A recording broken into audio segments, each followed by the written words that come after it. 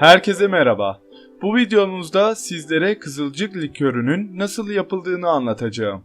Öncelikle ihtiyacımız olan malzemeler 2 kilogram kızılcık, 750 gram şeker, 70'lik vodka, 3 su bardağı su, 2 çubuk tarçın ve 1 çorba kaşığı karanfil.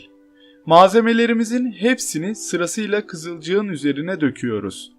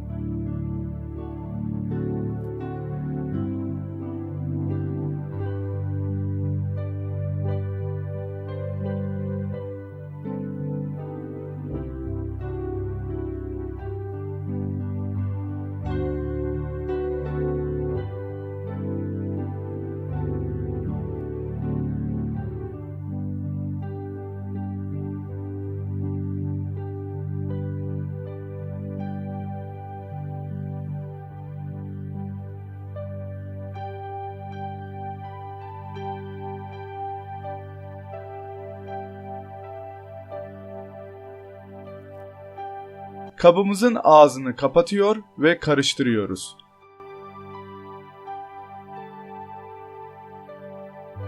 Sonrasında kızılcık likörümüzü 2 ay boyunca karanlık bir yerde bekletiyoruz.